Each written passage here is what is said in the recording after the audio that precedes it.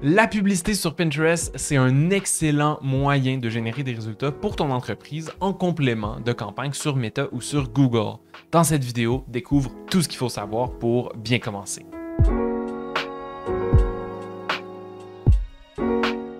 Lorsqu'elle est bien faite et qu'elle arrive au bon moment dans une stratégie publicitaire, la publicité sur Pinterest, ou Pinterest Ads pour les amoureuses et les amoureux de la langue de Shakespeare, peut être très efficace et un atout important pour la croissance de ton entreprise.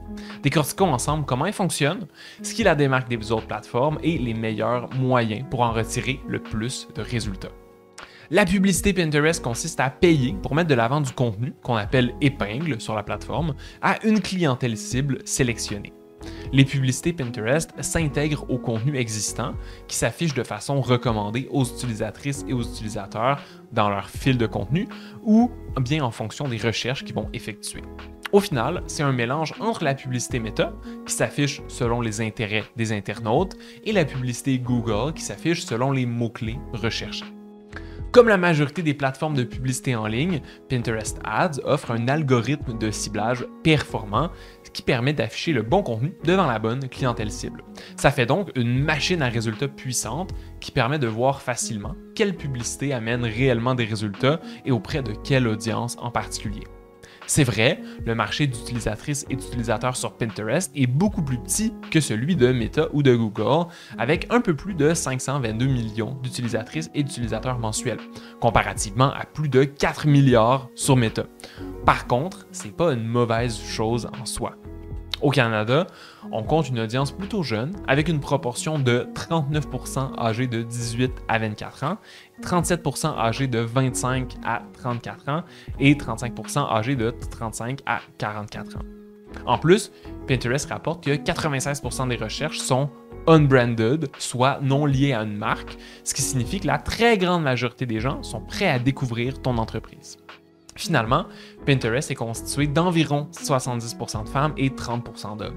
De notre expérience, pour une entreprise qui s'adresse à une clientèle plus jeune et qui obtient déjà de bons résultats publicitaires sur d'autres plateformes, la publicité Pinterest représente un excellent moyen de diversifier ses canaux d'acquisition et de créer un nouveau point de contact dans sa stratégie publicitaire, tout en obtenant de bons résultats.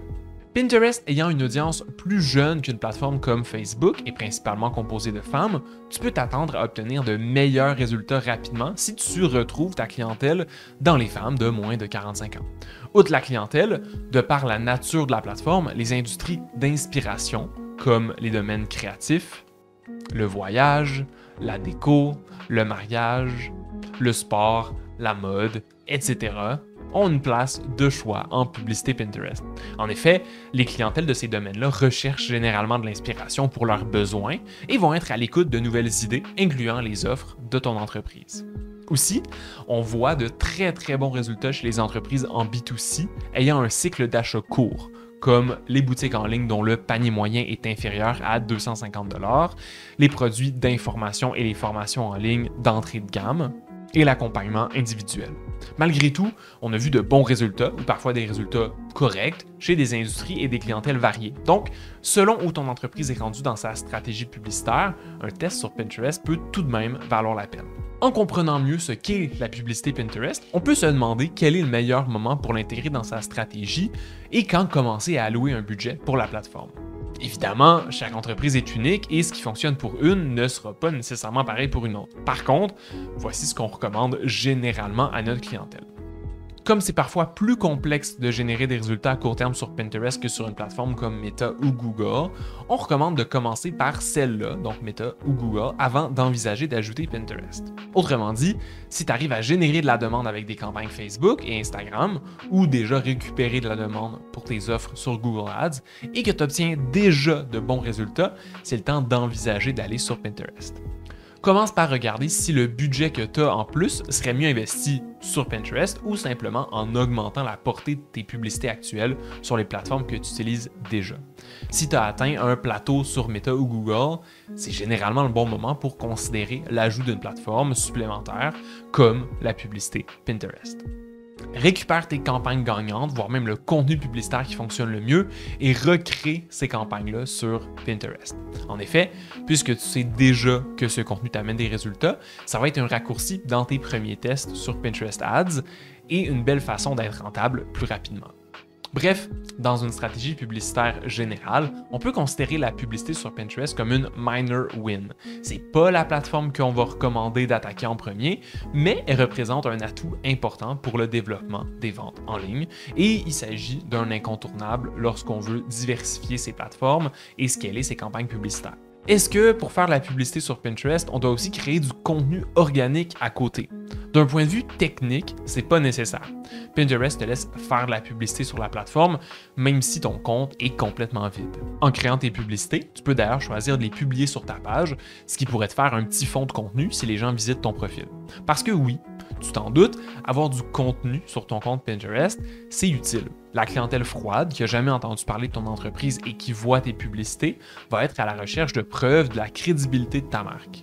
Et cette crédibilité, elle peut être renforcée par du bon contenu sur Pinterest. Donc, avec une stratégie de contenu organique sur la plateforme, même si elle est vraiment simple, tu peux t'attendre à des résultats un petit peu supérieurs. Cela dit, pas besoin de sortir la cavalerie puis de publier une fois par jour, même si le contenu organique sur la plateforme peut constituer une opportunité de croissance pour ton entreprise. Tu peux obtenir d'excellents résultats publicitaires en ayant simplement quelques contenus organiques de créer. En créant une première campagne Pinterest Ads, il y a 6 objectifs qui sont proposés. Notoriété de marque, vue de vidéo, achèvement de la vidéo, considération, conversion et finalement vente par catalogue. Avec l'objectif notoriété de marque, l'algorithme publicitaire de Pinterest va faire en sorte d'afficher des publicités le plus possible auprès de ta clientèle cible. Similaire à l'objectif de portée ou de notoriété du côté de Meta, l'idée c'est principalement de te faire voir sans nécessairement donner d'importance aux actions faites avec ta publicité, comme les clics ou les enregistrements d'épingles. L'objectif vue de vidéo en publicité Pinterest priorise, tu l'auras deviné, les vues pour ta vidéo publicitaire. Pour y arriver, l'algorithme va mettre tes publicités en face de personnes qui ont l'habitude déjà de regarder des vidéos et qui font quand même partie de ta clientèle cible. L'objectif achèvement de la vidéo, c'est un nouvel objectif en publicité Pinterest qui permet de maximiser les vues qui se rendent jusqu'au bout de ta vidéo. C'est similaire à l'objectif classique de vue de vidéo, donc cet objectif va afficher tes pubs devant un peu moins de personnes, mais en essayant de faire en sorte que ces personnes-là voient tes vidéos en entier plutôt que seulement quelques secondes. C'est un excellent moyen de connecter avec ta clientèle de façon à tisser un meilleur lien de confiance et qu'elle puisse réellement découvrir ton expertise. L'objectif de considération sur Pinterest Ads, c'est l'objectif le plus classique des plateformes publicitaires, générer des clics. Ici, c'est très simple, l'algorithme publicitaire va afficher tes publicités en priorité devant les personnes de ta clientèle cible qui sont propices à cliquer sur tes pubs pour consommer ton contenu ou visiter ton site web. C'est un objectif qui s'utilise bien pour mettre de l'avant du contenu long, comme des articles de blog ou des recettes, mais on ne va pas le recommander pour générer des ventes ou des prises de rendez-vous sur un site web.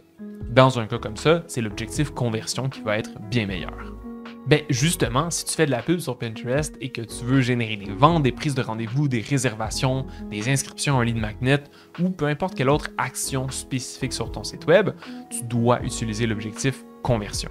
Ici, Pinterest va chercher à mettre de l'avant tes publicités auprès de personnes qui vont se rendre jusqu'au bout de ton objectif et pas simplement cliquer sur ta pub et s'arrêter là. Honnêtement, c'est le meilleur moyen d'obtenir un bon retour sur investissement ou un coût par conversion plus faible. Et c'est ce qu'on utilise la majorité du temps.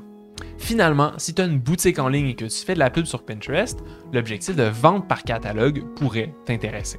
Tout comme la campagne catalogue en publicité Meta, cette campagne va venir afficher dynamiquement les produits de ta boutique en ligne auprès des personnes qui pourraient être intéressées dans le but de générer un achat.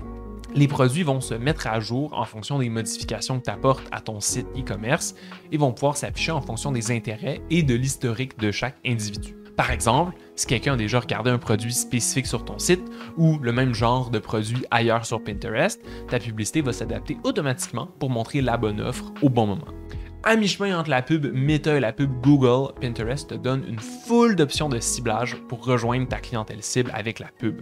Tout d'abord, tu peux choisir d'affiner ton ciblage en fonction des critères géographiques, donc en ciblant les pays, régions ou villes que tu souhaites rejoindre.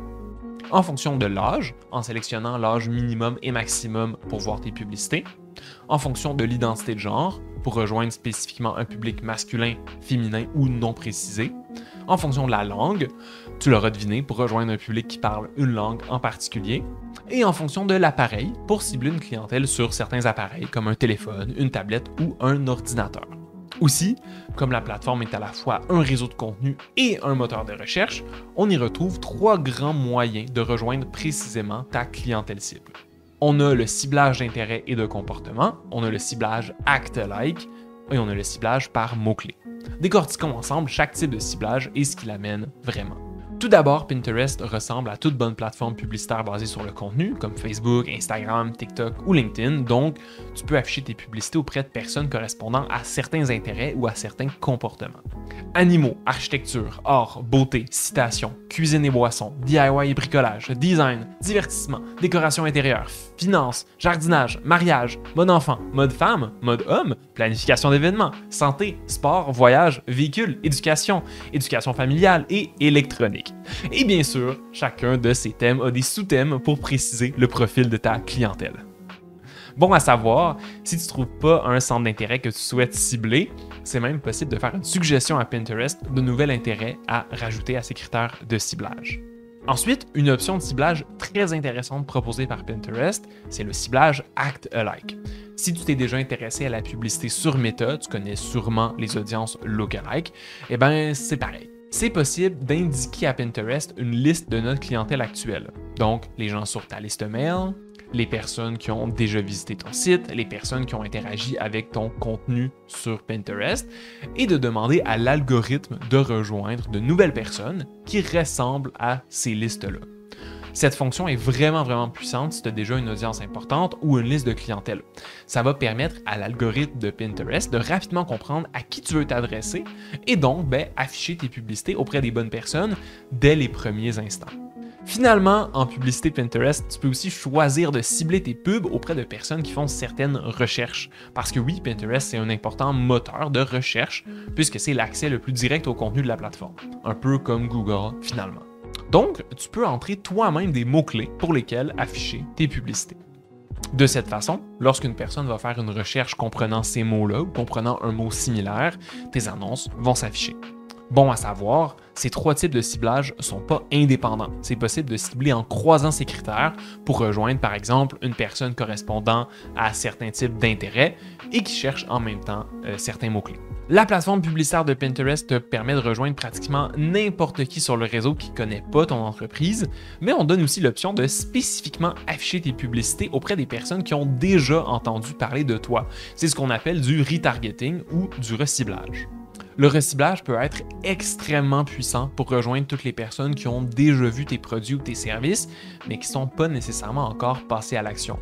Ce sont des personnes qui ont encore besoin d'un temps de réflexion pour être convaincues avant d'aller de l'avant et pour qui le bon message au bon moment, ça peut faire toute la différence.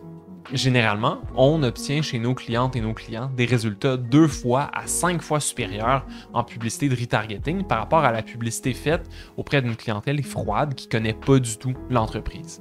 En configurant ta campagne, tu vas avoir l'option d'ajouter des listes d'audience. Ce sont des listes de personnes que Pinterest a identifiées comme ayant déjà eu un contact avec ton entreprise. Avec la liste d'audience engagement, Pinterest Ads permet de rejoindre les gens qui ont déjà interagi avec ton contenu sur la plateforme. Tu peux opter pour rejoindre les gens qui ont déjà vu ta page Pinterest ou n'importe quelle épingle, ou bien spécifiquement sélectionner les personnes qui ont vu une épingle ou une campagne en particulier. En retargeting sur Pinterest, tu peux aussi rejoindre les personnes qui ont précédemment visité ton site en créant une liste d'audience des visiteurs de site. Tu peux personnaliser ta liste pour cibler uniquement les personnes qui ont vu une page spécifique ou toutes les pages qui contiennent un certain mot dans leur URL, par exemple. Bon à savoir, tu peux rejoindre les personnes qui ont interagi avec ton contenu Pinterest jusqu'à 540 jours dans le passé, soit presque 18 mois en arrière. C'est pas mal plus long que Meta qui offre seulement 365 jours.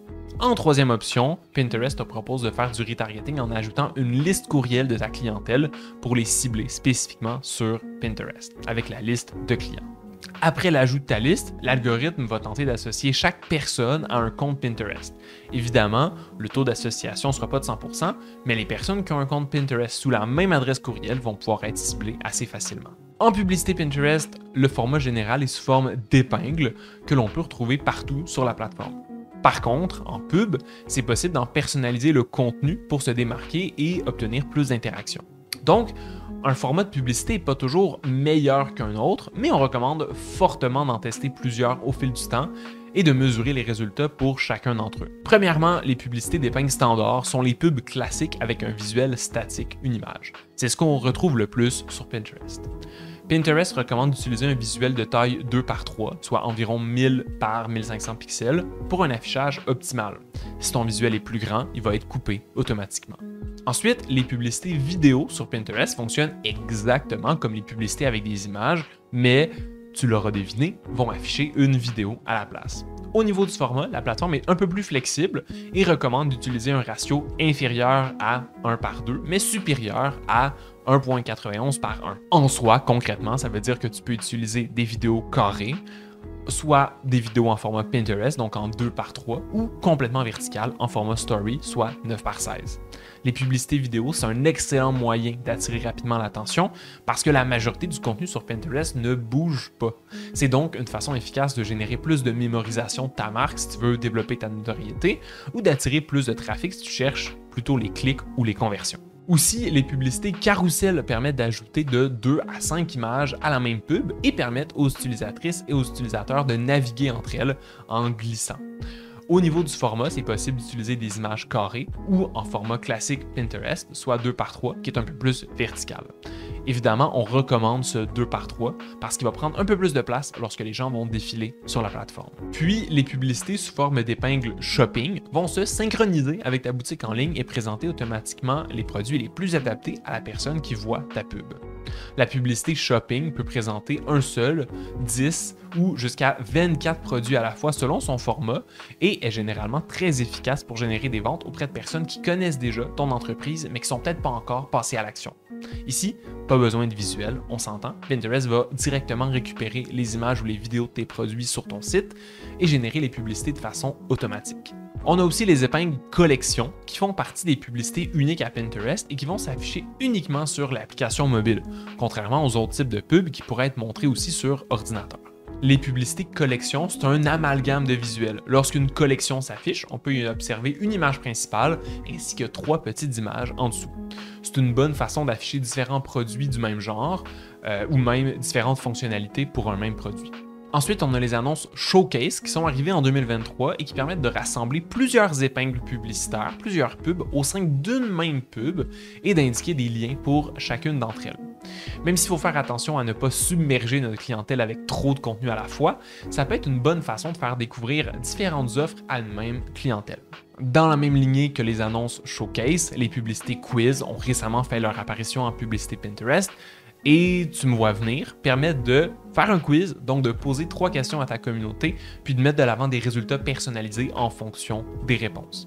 Ça permet de créer un engagement plus important avec ta marque sans demander à ta clientèle de quitter la plateforme, comme le demanderait un quiz qui est hébergé sur ton site web un peu plus classique. Lorsqu'on affiche des publicités sur Pinterest, on peut sélectionner 2 réseaux de placement qui se trouvent à la même plateforme. Contrairement à Meta ou à Google, Pinterest n'a pas de réseau de sites et d'applications partenaires où afficher les publicités. C'est pas une mauvaise chose en soi. Généralement, les réseaux partenaires amènent pas toujours de bons résultats et sont souvent à exclure de toute façon. Au travers des placements sur Pinterest, le contenu publicitaire va s'afficher exactement de la même façon. Donc, le type de pub créé ne changera pas l'endroit où il va être affiché. C'est une bonne différence par rapport à Meta qui, par exemple, affiche pas le même format publicitaire exactement sur le fil Facebook ou dans une story Instagram.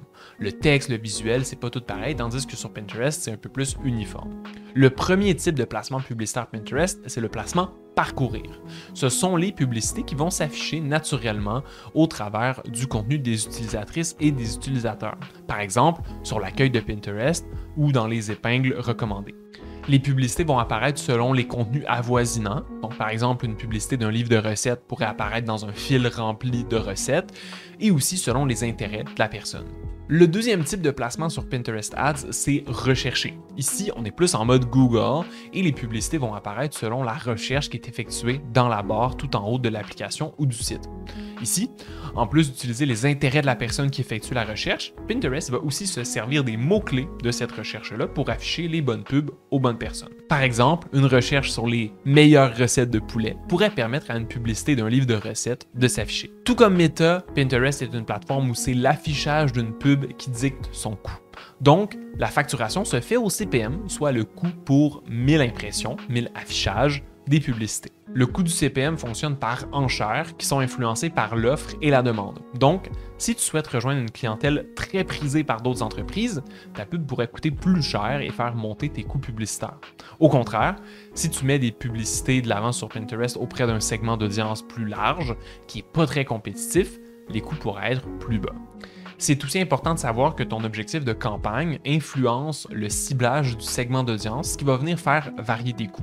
Donc, ce que je veux dire par là, c'est que si tu souhaites directement générer des ventes avec un objectif de conversion, Pinterest va afficher tes pubs en priorité auprès de personnes qui ont un haut potentiel d'achat en ligne et donc va entrer un peu plus férocement en compétition pour ces personnes-là que si tu avais choisi un objectif de notoriété. Ton CPM va donc être plus élevé avec un objectif de vente plutôt que de notoriété, où n'importe qui pourrait voir tes pubs. Pinterest ne communique pas ses coûts moyens, mais chez nos clientes et chez nos clients qui ont des boutiques en ligne, dont les campagnes sont majoritairement des campagnes de conversion, on retrouve un coût pour 1000 impressions entre 5 et 7 $.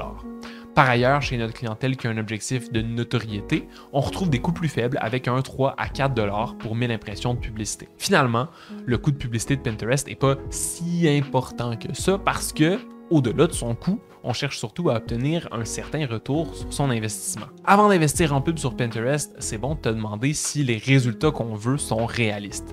Et même si c'est pas possible d'estimer avec précision en avance les résultats qu'on va obtenir avant même d'investir, notre expérience nous donne tout de même quelques outils pour y arriver. En fait, la meilleure façon d'estimer les résultats que tu pourrais obtenir sur Pinterest, c'est de déjà faire de la pub sur Meta, soit Facebook et Instagram.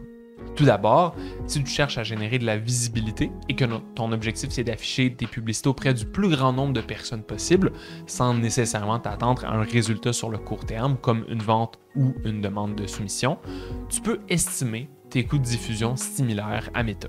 À petit budget, tes campagnes Pinterest de notoriété pourraient être plus abordables que Meta, mais comme l'audience totale est plus petite, les coûts vont venir un peu plus rapidement augmenter et se rejoindre. De l'autre côté, si tu souhaites générer des conversions, donc des leads ou des ventes directes sur la plateforme, tu peux t'attendre à obtenir des résultats à un coût légèrement plus élevé que sur Meta. En fait, au démarrage de tes campagnes, l'algorithme publicitaire de Pinterest pourrait prendre plusieurs semaines, voire 1 ou 2 mois, pour trouver comment rejoindre efficacement ta cible et te donner un coût par résultat stable. C'est donc une période normale qu'il faut prendre en compte dans ton investissement. Au fil du temps, tes résultats devraient rejoindre à peu près ceux obtenus en publicité Meta. Selon ta clientèle et le contenu mis de l'avant en pub, il pourrait être légèrement en dessous de tes résultats moyens sur Meta ou légèrement au-dessus. Cela dit, c'est pas pour autant que la plateforme est à mettre de côté. C'est extrêmement stratégique de ne pas générer ses ventes à partir d'un seul endroit et d'être capable d'obtenir des points de contact avec sa clientèle un peu partout sur Internet. C'est un excellent moyen d'augmenter tes ventes totales. Bref, si tu as déjà des résultats sur Meta, tu peux t'attendre à avoir de bons résultats sur Pinterest. Si tu n'as jamais fait de publicité en ligne et que tu souhaites démarrer sur Pinterest, va falloir compter que quelques mois vont être nécessaires pour avoir une idée plus précise du potentiel de la plateforme pour ta marque. Pour déterminer le budget que tu dois investir en pub pour débuter sur Pinterest, il faut comprendre que la plateforme publicitaire amène des résultats grâce à son algorithme. C'est la machine derrière tes campagnes qui décide quelle publicité afficher auprès de quelle personne et dans quel contexte. Et c'est grâce à ce fameux algorithme qu'on peut obtenir les meilleurs résultats possibles. Même si cet algorithme peut parfois se tromper, il faut mettre toutes les chances de notre côté pour le faire fonctionner de façon optimale. Et pour que ton algorithme fonctionne correctement, ça va lui prendre des données. En d'autres mots, plus tu lui permets d'afficher tes publicités auprès d'un grand nombre de personnes, plus l'algorithme va pouvoir affiner et déterminer les facteurs qui amènent de bons ou de mauvais résultats. Tu l'auras compris, Ce qui lui permet d'afficher plus ou moins tes pubs, c'est ton budget. Donc, pour t'attendre à générer de bons résultats sur Pinterest, tu dois commencer avec un budget minimum. Généralement, on recommande un grand minimum de 20 à 50 $ par jour comme budget publicitaire. C'est un bon point de départ pour générer suffisamment de résultats et donc favoriser l'algorithme. Si ton entreprise œuvre dans une industrie où la clientèle est très limitée, comme en B2B ou dans un secteur très niché ou concurrentiel, il vaudra mieux commencer avec un budget plus important, parfois dans les centaines de dollars par jour. Si au contraire, ton entreprise rejoint une audience plus large, ça pourrait être possible de commencer avec un budget plus faible. L'important, c'est de commencer avec un budget que tu es prêt à perdre. Investir en pub, ça peut tout changer dans la croissance de ton entreprise, mais ça reste un risque. Et tu dois être prêt ou prête à perdre une partie de ton investissement initial avant de trouver les combinaisons de publicité, de ciblage et d'offres qui amènent de bons résultats. Si tu souhaites créer une campagne sur Pinterest, tu vas avoir plusieurs étapes à suivre. Premièrement, configurer ton compte professionnel, ton Business Manager Pinterest, choisir ton objectif de campagne, définir ton budget publicitaire, préciser ton ciblage sur la plateforme, créer ton contenu publicitaire et finalement lancer ta campagne. Pour l'étape 1, si tu n'as jamais fait de la publicité sur Pinterest, rends-toi sur ads.pinterest.com et crée un compte pour ton entreprise en cliquant sur Get Started. Si tu as déjà un compte Pinterest personnel, tu vas pouvoir t'y connecter et cliquer sur Convertir en un compte professionnel dans le menu en haut à droite. Le processus est assez simple. La plateforme va te demander quelques informations sur ton entreprise pour procéder à la création du compte. Une fois que c'est fait, rends-toi dans ton gestionnaire de publicité Pinterest et clique sur le bouton rouge « Créer une campagne ».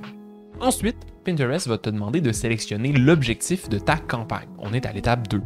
Ici, on recommande de choisir l'option qui correspond le mieux à ton objectif publicitaire réel. Puis, tu vas pouvoir choisir le budget que tu souhaites investir. Ici, tu auras l'option de choisir un investissement quotidien ou un budget global pour une durée définie. Dans les deux cas, tu as l'option de choisir une date de début et de fin pour ta campagne. Si tu choisis un budget quotidien, tu pourras également laisser la campagne tourner en continu. Bon à savoir, selon le budget que tu as défini, Pinterest pourrait décider de dépenser un peu plus certains jours et un peu moins d'autres journées lorsque l'algorithme voit plus ou moins d'opportunités de résultats. Par contre, sur une semaine, ton budget va être respecté. Vient ensuite le temps de sélectionner les critères qui vont former le ciblage de ta clientèle. Ici, comme tu le sais déjà, plusieurs types de ciblage sont disponibles. Les listes d'audience, pour rejoindre des personnes qui ont déjà interagi avec ton contenu ou visité ton site web. Les listes Act-alike, pour cibler les personnes qui ressemblent à celles qui te connaissent déjà. Les centres d'intérêt, pour afficher des publicités auprès de gens qui correspondent à certains intérêts ou comportements. Les mots-clés, pour rejoindre les personnes faisant des recherches spécifiques sur Pinterest. Et toutes les données démographiques qui permettent de trier par âge, genre, emplacement, langue et appareil de ta clientèle. Attention par contre à ne pas être trop précis ou précise inutilement. Plus tu fais un ciblage spécifique, plus la taille de ton audience pourrait rapetisser et plus tu pourrais te retrouver avec des coûts de diffusion élevés. L'objectif, c'est de guider Pinterest dans la bonne direction, mais de laisser ensuite l'algorithme faire son travail de précision. Finalement, tu peux aussi sélectionner les placements publicitaires en précisant si tu souhaites afficher tes publicités partout, uniquement dans la section Parcourir ou uniquement lorsque les gens effectuent des recherches. Maintenant que tu as défini ton ciblage publicitaire sur Pinterest, tu es rendu à l'étape de créer tes publicités. Tu peux opter pour sélectionner des épingles que tu as déjà créées en organique ou bien créer une annonce en partant de zéro. Si tu choisis de sélectionner une épingle, tu vas être invité à cocher les pins que tu as déjà publiées et que tu souhaites ajouter en pub. De l'autre côté, si tu crées une publicité de toute pièce, tu vas être invité à entrer son visuel, son texte, son lien ainsi que le bouton d'appel à l'action. On te recommande de créer plusieurs publicités pour avoir une certaine variété publicitaire et te permettre de découvrir quel type de contenu a vraiment le potentiel de t'amener le plus de résultats. Une fois que ta campagne, ton ciblage et tes pubs Pinterest sont en place, il ne reste plus qu'à lancer le tout. Tu peux le faire en cliquant sur le bouton rouge « Publier », ce qui va passer en revue tes paramètres et qui va lancer ta campagne. Si tu souhaites générer des prospects ou des ventes directement grâce aux pubs Pinterest ou simplement améliorer ton ciblage publicitaire, il va falloir utiliser le Pinterest Insights Tag. Le Insights Tag, c'est le frère jumeau du Pixel Meta. C'est un petit script que tu vas pouvoir installer sur ton site web pour suivre ton audience lorsqu'elle visite ton site après avoir cliqué sur une pub. Pour y arriver, rends-toi dans Conversion dans les outils Pinterest. Une fois sur ce menu, si tu n'as jamais installé la balise de suivi, tu vas être invité à suivre quelques étapes pour le faire. Si tu utilises une plateforme grand public comme WordPress ou Shopify, une extension est disponible pour lier automatiquement ton site. Je t'ai mis les liens dans la description. Sinon, tu vas pouvoir installer le script manuellement sur ton site avec ou sans l'aide d'un développeur ou d'une développeuse selon ta plateforme et ton habitude avec ce genre de manœuvre. Grâce à l'Insights Tag, tu vas pouvoir suivre le comportement des utilisatrices et des utilisateurs sur ton site après un clic sur une publicité. Dans ton tableau de résultats Pinterest Ads, tu pourras personnaliser tes colonnes pour afficher les différents événements nommés conversions. Parmi les conversions observables selon ton site web, tu pourras afficher les conversions de paiement final, affichage de catégories de produits, ajout au panier, inscription, consultation de page, lead, recherche, vue de produit et plus si tu souhaites créer des conversions supplémentaires. Ce suivi des conversions va permettre à Pinterest de mieux optimiser tes campagnes publicitaires en comprenant les actions que fait ta clientèle une fois rendue sur ton site web. Aussi, c'est le Insights Tag qui va permettre de faire du retargeting et de cibler les personnes qui ont déjà visité ton site dans le passé. Dans ton tableau de bord Pinterest, tu pourras retrouver des tonnes de colonnes affichant plein de chiffres et c'est extrêmement facile de se retrouver enseveli sous toutes ces données. Donc, si tu as lancé ta première campagne Pinterest et que tu cherches à valider qu'elle t'amène de bons résultats, voici les 7 statistiques sur lesquelles te concentrer. On a la dépense publicitaire, les impressions, le CTR, le ROAS total, donc le retour sur investissement total des paiements finaux, le nombre total de paiements, la valeur totale de commandes et finalement ta fréquence publicitaire. Il est bon de savoir que tu peux afficher chaque chiffre d'un point de vue global au niveau de ta campagne, mais aussi selon chaque groupe d'annonces et chaque publicité. Analyser tes résultats par groupe et par publicité, c'est un bon moyen de comprendre quel ciblage et quelle pub t'amène réellement des résultats. Voyons chaque statistique un peu plus en détail. La dépense publicitaire, c'est le chiffre le plus simple en pub Pinterest. C'est le montant que tu as dépensé pour une période donnée. C'est important d'avoir un œil sur le montant dépensé pour t'assurer que tu es toujours dans ton budget et ajuster la dépense aux besoins. En publicité Pinterest, les impressions indiquent le nombre de fois que tes publicités ont été affichées. C'est la métrique la plus simple et celle qui est utilisée pour la facturation de tes pubs. Plus d'investissement signifie plus d'affichage. Si tu investis en notoriété, tu risques de vouloir maximiser le nombre d'impressions. Attention ici, par contre, à ne pas oublier la qualité des affichages. On ne veut pas obtenir des impressions à tout prix, on vise surtout à s'afficher auprès de notre clientèle cible. Le CTR pour Click-Through Rate ou le taux de clic, c'est le ratio entre le nombre de fois où une publicité s'est affichée et le nombre de fois où une personne a cliqué dessus. Par exemple, un CTR de 1% signifie qu'en moyenne, pour chaque 100 affichages de ta publicité, une personne a cliqué dessus. De notre expérience, les taux de clic sur Pinterest sont un peu plus faibles qu'en publicité méta. On observe en publicité Pinterest des CTR entre 0,4% et 0,8%, là où sur Meta, on s'attend à être plus près du 1%. Cela dit, les taux de clic, ce n'est pas une mesure de conversion. Un taux de clic bas ou élevé signifie pas qu'une publicité va générer un peu ou beaucoup de ventes. Par contre, ça reste un bon moyen de découvrir si une publicité attire l'attention de façon plus ou moins efficace par rapport aux autres et de suivre l'évolution de l'intérêt de ta clientèle au fil du temps. Ensuite, si tu cherches à générer des ventes via la publicité Pinterest, tu vas devoir suivre ton ROAS total. ROAS, R-O-A-S, c'est pour Return on Ad Spend ou le retour sur ton investissement publicitaire. En gros, c'est le ratio qui répond à la question pour $1 investi, combien est-ce que je génère en vente?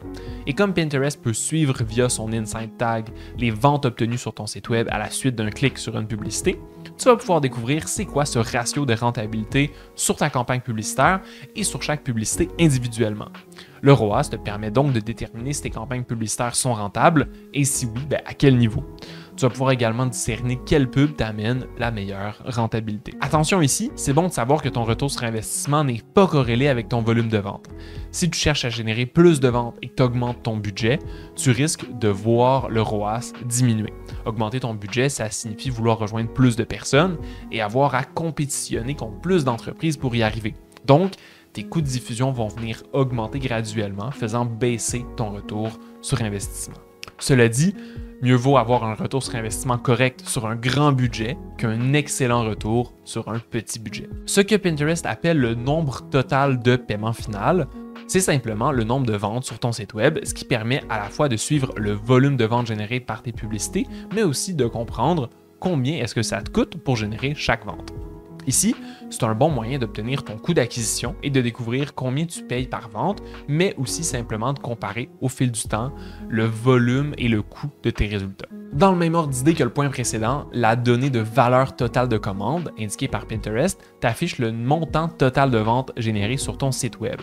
Selon la façon dont le tracking est installé, le montant pourrait comprendre tes frais de livraison et ou les taxes qui sont appliquées. Dans tous les cas, c'est un bon moyen de t'assurer que tu génères des ventes, certes, mais surtout des ventes du montant le plus élevé possible. Finalement, la donnée de fréquence publicitaire fournie par Pinterest est un indicateur important pour comprendre comment tes pubs sont diffusées.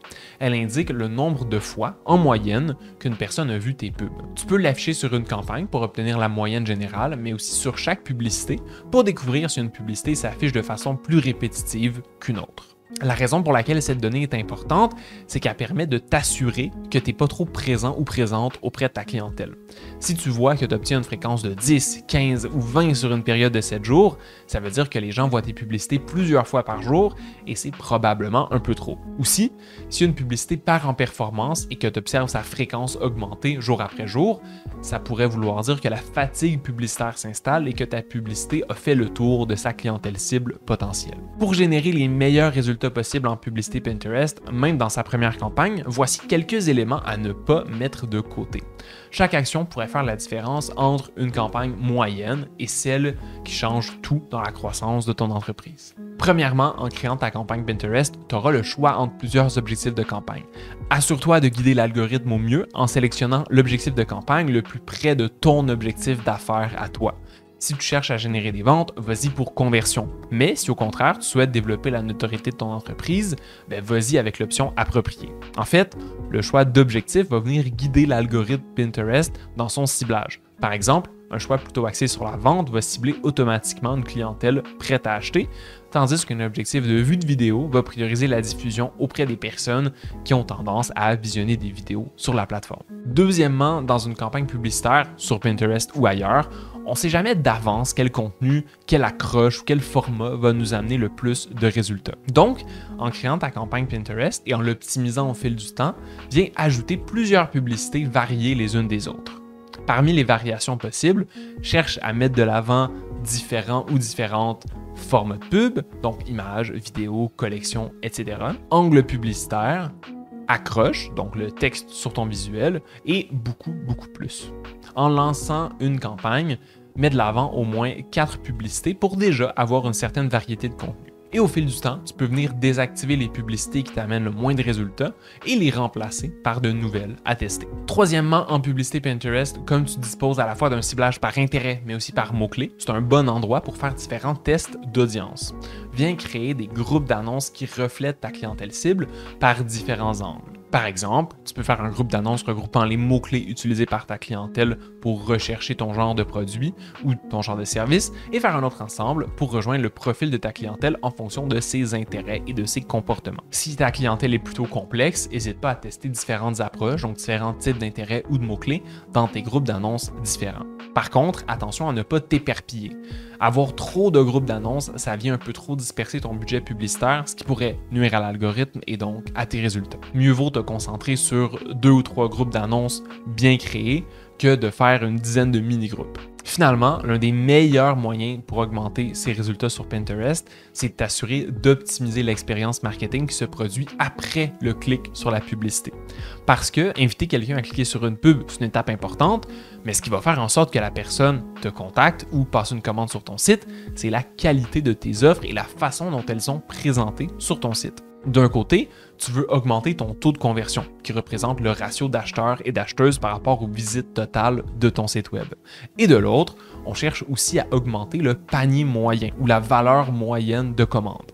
Dans les deux cas, ça va faire en sorte que pour chaque clic effectué sur ta publicité, tu vas en ressortir plus de revenus plus rapidement. Voilà, tu as maintenant tout ce qu'il te faut pour créer des bonnes campagnes sur Pinterest et savoir quand utiliser la plateforme dans ta stratégie publicitaire. Si jamais tu as des questions ou tu penses que j'ai oublié quelque chose, même si la vidéo était assez colossale à mon avis, n'hésite pas à me le mettre en commentaire, sinon tu peux t'abonner et aller voir nos autres vidéos sur la publicité en ligne. Salut!